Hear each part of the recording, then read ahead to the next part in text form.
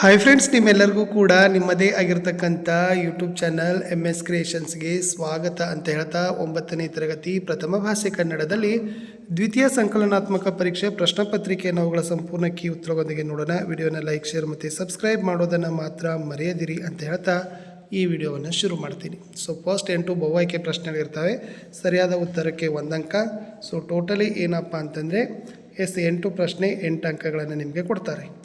ಮೊದಲ ಪ್ರಶ್ನೆ, ಕನ್ನಡ ವರ್ಣಮಾಲೆಯಲ್ಲಿನ ಸ್ವರಗಳ ಸಂಖ್ಯೆ ಅಂತ ಕೇಳಿದ್ದಾರೆ. ಸೊ ಕನ್ನಡ ವರ್ಣಮಾಲೆಯಲ್ಲಿನ ಸ್ವರಗಳ ಸಂಖ್ಯೆ 13. ಪ್ರಶ್ನೆ 2, ಅಂಗೈ ಅಂತಕ್ಕಂಥ ಪದ ಯಾವ ಸಮಾಸಕ್ಕೆ ಉದಾಹರಣೆಯಾಗಿದೆ ಅಂತ ಕೇಳಿದ್ದಾರೆ. ಸೊ ಅಂಗೈ ಅಂತಕ್ಕಂಥ ಪದ ಇದು ಅಂಶಿ ಸಮಾಸಕ್ಕೆ ಉದಾಹರಣೆಯಾಗಿರ್ತಕ್ಕಂಥ ಪದ. ಪ್ರಶ್ನೆ 3, ದೇವಾಲಯ ಪದ ಯಾವ ಸಂಧಿಗೆ ಉದಾಹರಣೆಯಾಗಿದೆ ಅಂತ ಕೇಳಿದ್ದಾರೆ.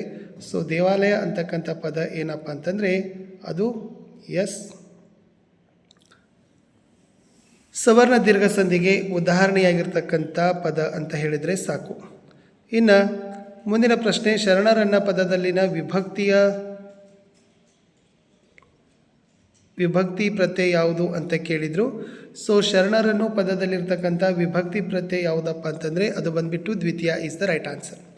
ಇನ್ನು ವರ್ತಮಾನ ಕಾಲದ ಕ್ರಿಯಾಪದ ಕೇಳಿದರು. ಸೊ ತಿನ್ನುತ್ತೇನೆ ಇದು ವರ್ತಮಾನ ಕಾಲ ಆಗ್ತದೆ. ತಿನ್ನಬಹುದು ಅನ್ನೋದು ಭವಿಷ್ಯತ್ ಕಾಲ, ತಿಂದರು ಅನ್ನೋದು ಭೂತಕಾಲ. ಶಿಲ್ಪಿಗಳು ಶಿಲೆಗಳಿಂದ ಗುಡಿಯನ್ನು ಕಟ್ಟಿದರು. ಈ ವಾಕ್ಯದಲ್ಲಿ ಕ್ರಿಯಾಪದ ಯಾವುದಿದೆ ಅಂತ ಕೇಳಿದರು. ಕಟ್ಟಿದರು ಅನ್ನೋದು ಕ್ರಿಯಾಪದ ಇದೆ.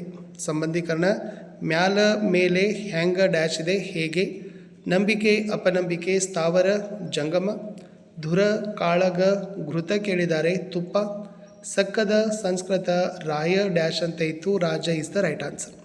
1 ಮಾರ್ಕರ್ ಕ್ವಶನ್ಸ್, ಟೋಟಲಿ 7 ಇರ್ತವೆ. 7 ಪ್ರಶ್ನೆ 7 ಉತ್ತರ.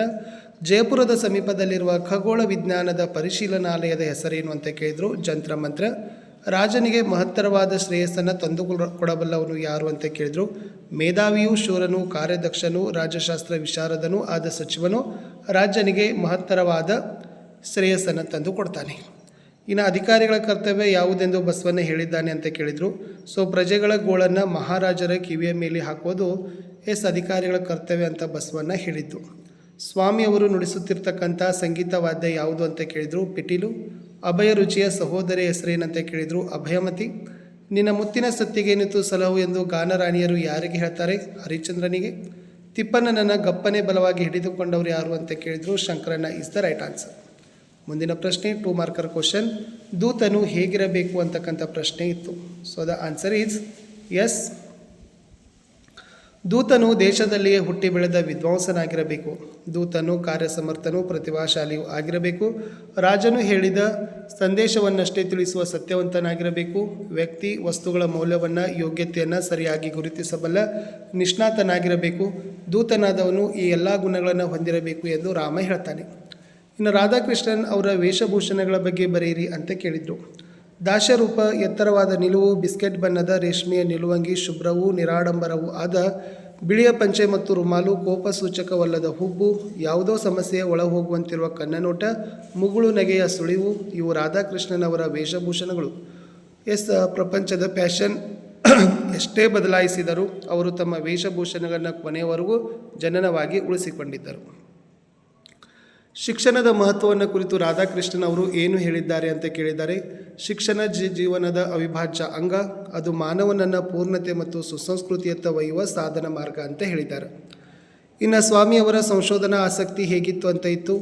ಸಸ್ಯಶಾಸ್ತ್ರ ವಿಷಯದ ಸಂಶೋಧಕರಾದ ಸ್ವಾಮಿ ಅವರಿಗೆ ಸಸ್ಯಗಳ ಬಗೆಗಿನ ಸಂಶೋಧನೆಯ ಆಸಕ್ತಿ ಬಹಳ ಹೆಚ್ಚಾಗಿತ್ತು. ಸಸ್ಯದ ಕಾಂಡ, ನರ ರಚನೆಗಳಲ್ಲಿರುವ ವಿನ್ಯಾಸಗಳನ್ನು ತಕ್ಷಣ ಗ್ರಹಿಸುವ ಕಲ್ಪನಾ ಶಕ್ತಿ ಅವರಿಗಿತ್ತು. ಪಿಟೀಲು ನುಡಿಸುವಾಗಲೂ ಸಹ ಅವರು ಹುಡುಕುತ್ತಿದ್ದುದು ಶಬ್ದಗಳ ರಚನಾ ವೈಖರಿಯನ್ನು, ಅಂಥ ರಚನೆಗಳ ಸಾಧ್ಯತೆಯನ್ನು ಚಿತ್ರಕಲೆಯಲ್ಲೂ ಅರಸುತ್ತಿದ್ದರು. ಸ್ವಾಮಿಯವರು ಚಿಕ್ಕ ಮಕ್ಕಳಿಗೆ ಸಹಜವೆನಿಸುವ ಕೌತುಕವನ್ನು ಕಣ್ಣುಗಳಲ್ಲಿ ಸೂಸುತ್ತಿದ್ದರು. ಸಸ್ಯ ಮತ್ತು ವನಗಳನ್ನು ಅವರೆಂದೂ ವನ ಸಂಶೋಧಕನಾಗಿ ನೋಡುತ್ತಿರಲಿಲ್ಲ. ಕಲೆಯ ರಸ, ಆನಂದ ಮತ್ತು ಕೌತುಕಗಳು ಅವರ ಸಂಶೋಧನೆಯ ಇನ್ನೊಂದು ಮುಖವಾಗಿರುತ್ತಿತ್ತು. ಇತಿಹಾಸ, ಸಾಹಿತ್ಯ, ಇತರ ಲಲಿತ ಕಲೆಗಳಲ್ಲೂ ಅವರ ಸಂಶೋಧಕ ಬುದ್ಧಿ ಕೆಲಸ ಮಾಡುತ್ತಲೇ ಇತ್ತು. ಇನ್ನು ಕನ್ನಡಿಗರ ವಿಶೇಷತೆಯನ್ನು ಶ್ರೀ ವಿಜಯ ಹೇಗೆ ಸಾರಿದ್ದಾನೆ ಅಂತ ಕೇಳಿದ್ದಾರೆ. ಶ್ರೀ ವಿಜಯ ಕನ್ನಡ ನಾಡಿನ ಜನರು ಪದದ ಅರ್ಥವನ್ನು ಅರಿತು ಮಾತನಾಡುವ ಸಾಮರ್ಥ್ಯವುಳ್ಳವರು.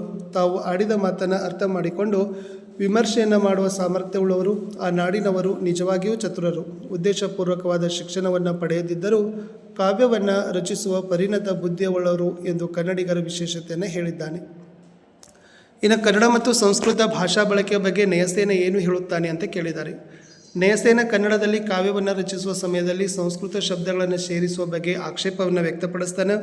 ಅವನು ಕಾವ್ಯ ರಚಿಸುವುದಾದರೆ ಶುದ್ಧ ಕನ್ನಡದಲ್ಲಿ ರಚಿಸಬೇಕು, ಇಲ್ಲವೇ ಸಂಸ್ಕೃತದಲ್ಲಿ ರಚಿಸಬೇಕು.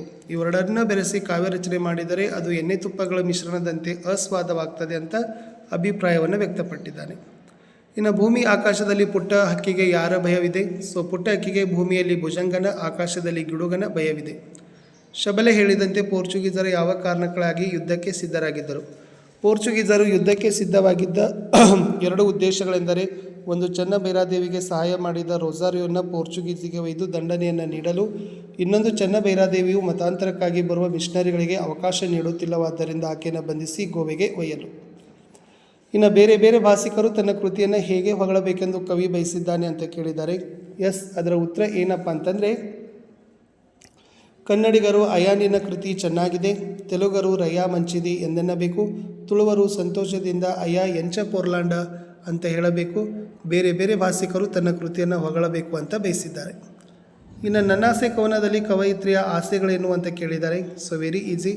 ತನ್ನನ್ನೇ ಸುಟ್ಟು ಬೆಳಕು ನೀಡುವ ಬತ್ತಿ, ಪುಣ್ಯವಂತರಿಗೆ ನೆರಳಾಗುವ ಮರ, ದಾಹಗೊಂಡವರ ತನಿಸುವ ನೀರಿನ ಚಿಲುಮೆ, ಅಳುವ ಕಂದನ ನುಗ್ಗಿಸುವ ಅಮ್ಮನ ಕಂಠದ ಜೋಗುಳ, ಮಾನವನ ಅಜ್ಞಾನವನ್ನು ತೊಲಗಿಸುವ ವಾಗ್ದೇವಿಯ ಕೈಯ ಗ್ರಂಥ, ಮುಸ್ತಂಜೆ ವಸ್ತಿಲಲ್ಲಿ ದಿಕ್ಕಿಲ್ಲದೆ ನರಳಾಡುವ ದೀನರ ಉರುಗೊಲು, ದೇಹವು ನೆಲಕ್ಕೆ ಬಿದ್ದು ಹೊರೆಯಾಗುವ ಮುನ್ನ ಅಂತ್ಯ ಆಗಬೇಕು ಎನ್ನುವುದು ಕವಿಯತ್ರಿಯ ಆಶಯ.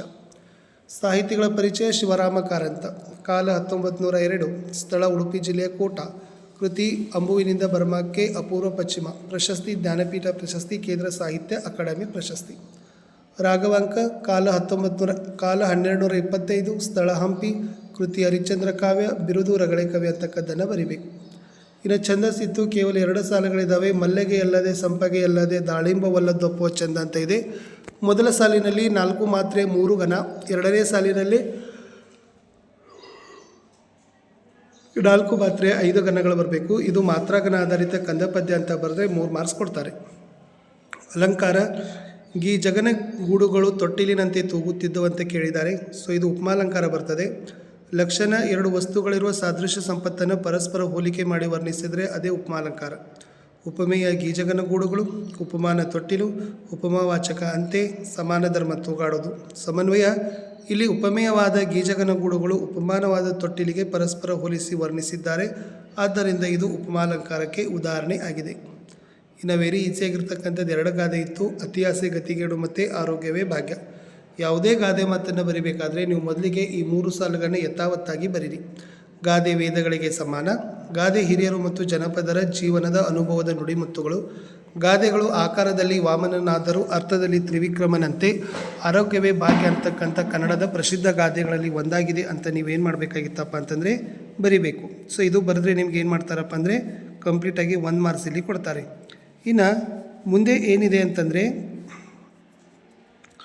ಇಲ್ಲಿ ಒಬ್ಬ ವ್ಯಕ್ತಿ ಅಥವಾ ಒಬ್ಬ ವಿದ್ಯಾರ್ಥಿ ಜೀವನವನ್ನು ನೀವು ಏನು ಮಾಡಬೇಕಪ್ಪ ಅಂದರೆ ಉದಾಹರಣೆಯಾಗಿ ತೊಗೋಬೇಕು.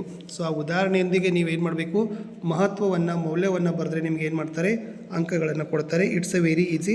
ಇದರಲ್ಲಿ ಯಾವುದೇ ರೀತಿಯಾಗಿರ್ತಕ್ಕಂಥ ಕಷ್ಟ ಇಲ್ಲ. ಇದನ್ನು ಕೂಡ ಆರಾಮಾಗಿ ನೀವೇನು ಮಾಡ್ತೀರಿ, ಬರಿತೀರಿ. ಆಲ್ರೆಡಿ ನಾನು ಮಾಡಿದ್ದೀನಿ, ಕೊಟ್ಟಿದ್ದೆ. ನೀವು ಸ್ವಲ್ಪ ಪಾಸ್ ಮಾಡಿ ಅದನ್ನು ಏನು ಮಾಡಿ ಅಂತಂದರೆ ನೋಡ್ಕೊಡ್ರಿ. ಓಕೆನಾ? ಮುಂದೆ ಹೋಗೋಣ. ಮುಂದಿನ ಪ್ರಶ್ನೆ ಇತ್ತು ಫ್ರೆಂಡ್ಸ್. ಸಂದರ್ಭಗಳಿದ್ದಾವೆ. ಒಟ್ಟು 6 ಸಂದರ್ಭಗಳಿರ್ತವೆ. 18 ಅಂಕಗಳನ್ನು ಇಲ್ಲಿಂದ ನೀವು ಗಳಿಸ್ಬೋದು. ಪ್ರತಿ ಉತ್ತರಕ್ಕೆ 3 ಅಂಕ. ಟೋಟಲಿ 3 ಗದ್ಯದ್ದು 3 ಪದ್ಯದ್ದು ಇರ್ತವೆ. ಫಸ್ಟ್ ಒನ್, ಸೆರೆಸಿಕ್ಕ ಸೈನಿಕರ ಮೇಲೆ ದೌರ್ಜನ್ಯ ನಡೆಸೋದು ಯೋಧ ಧರ್ಮವಲ್ಲ ಅಂತ ಇತ್ತು. ಇದು ನಿಮಗೆ ಗೊತ್ತಿರಲಿ. ಇದು ಯಾವುದಪ್ಪ ಅಂತಂದರೆ ಪ್ರಜಾನಿಷ್ಠೆ ಅಂತಕ್ಕಂಥ ಗದ್ಯಪಾಠದ ವಾಕ್ಯ. ಇಲ್ಲಿ ಬರೆಯುವಾಗ ಫಸ್ಟ್ ಆಯ್ಕೆ ಬರೀಬೇಕು, ಆಮೇಲೆ ಸಂದರ್ಭ ಬರೀಬೇಕು, ಆಮೇಲೆ ಸ್ವಾರಸ್ಯವನ್ನು ಬರೀಬೇಕು. ಪ್ರತಿಯೊಂದಕ್ಕೂ ನಿಮಗೆ 1 ಅಂಕ ಇರ್ತದೆ. ಆಯ್ಕೆ, ಸಂದರ್ಭ, ಸ್ವಾರಸ್ಯವನ್ನು ನೀಟಾಗಿ ನೀವೇನು ಮಾಡಬೇಕಪ್ಪ ಅಂತಂದರೆ